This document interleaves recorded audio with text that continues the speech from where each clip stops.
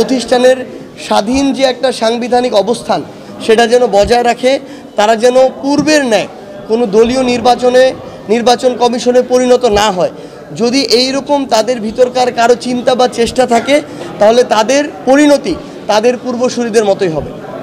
আগামী নির্বাচনে 24-এর অভ্যুত্থানে যাদের নির্দেশে হাজারের অধিক খুন করা হয়েছে, বাংলাদেশে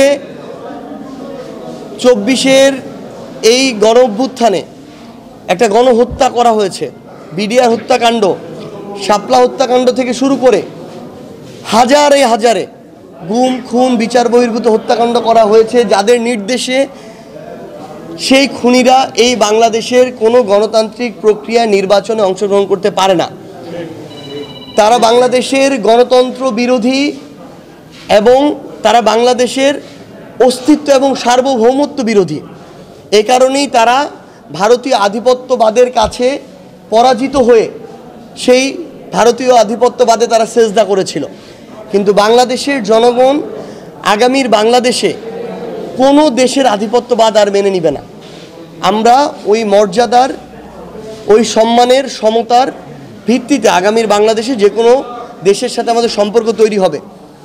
আওয়ামী লীগ এবং তাদের যারা দোসর জাতীয় পার্টি, তাদেরও আগামী নির্বাচনে অংশগ্রহণ করার কোনো অধিকার নেই। এবং এই জাতীয় পার্টির কত বড় সাহস, এই জিএম কাদেররা এবং এদের যারা সাঙ্গপাঙ্গ আছে, এরা যে ওই খুনিদের দোসর এবং প্রত্যক্ষ পরোক্ষভাবে ওই খুনিদের মদতদাতা, তার প্রমাণ এখনও পাওয়া যায়। তারা যখন বলে যে জাতীয় পার্টি এবং আওয়ামী লীগের অংশগ্রহণ ছাড়া নির্বাচন সুষ্ঠু হবে না, তাদের জন্মদাতা যে আওয়ামী লীগ এবং আওয়ামী লীগ যে তাদের পেলে পুষে বড় করেছে, এর প্রমাণ এখন তারা আবার নতুন করে দিচ্ছে, তাদের জাত চেনাচ্ছে।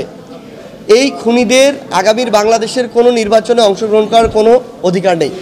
এখন পর্যন্ত এনসিপি তাদের জায়গায় 300 আসনে নিজেদের প্রার্থী দেওয়ার জন্য তারা প্রস্তুতি নিচ্ছে, নিজেদের সংগঠনকে শক্তিশালী করার জন্য প্রস্তুতি নিচ্ছে। আমরা মনে করি আমরা যদি আমাদের সংগঠনকে শক্তিশালী করতে পারি, ডিসেম্বরের মধ্যে যদি প্রত্যেকটা ওয়ার্ডে আমাদের আহ্বায়ক কমিটি থাকে, তাহলে আমরা 300 আসনে আমাদের শক্তিশালী আমাদের প্রার্থী দিতে পারবো। আর অ্যালায়েন্সের বিষয়টা তো আলাদা বিষয়।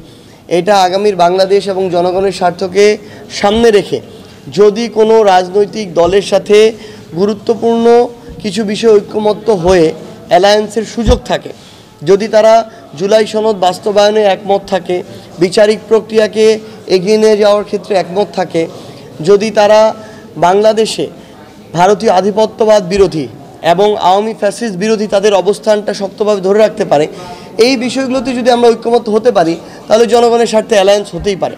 তবে এই বিষয়গুলো নিয়ে আলোচনা চলমান, এখন পর্যন্ত কোনো সিদ্ধান্ত হয়। কোনো রাজনৈতিক দলের সাথে তাদের ঐক্যমত্য হয়, সেটা অ্যালায়েন্স ভিত্তিক হবে এবং আমরা জাতীয় নাগরিক পার্টি এনসিপি নামেই নির্বাচন করব, শাপলা প্রতীক নিয়ে আমরা নির্বাচন করব। বর্তমান ইসি আমাদের শাপলা প্রতীক দিতে গিয়ে তারা তাদের জায়গা থেকে লম্বা সময় একটা স্বেচ্ছাচারিতা করেছে এবং কোনো আইনগত বাধা না থাকা সত্ত্বেও আমাদেরকে শাপলা না দিয়ে শাপলা কলি দেওয়া হয়েছে। তারপরও যেহেতু সামনে নির্বাচন এবং এই এককেন্দ্রিক ইস্যু নিয়ে আবার দীর্ঘ সময়ের একটা লড়াই, এই বিষয়টাকে আমরা একপাশে রেখে, যেহেতু আমাদের সমর্থক এবং যারা শুভাকাঙ্ক্ষী রয়েছেন তারা ইতিমধ্যে এটিকে গ্রহণ করেছেন, আমরা শাপলা কলি নিয়েই যাচ্ছি।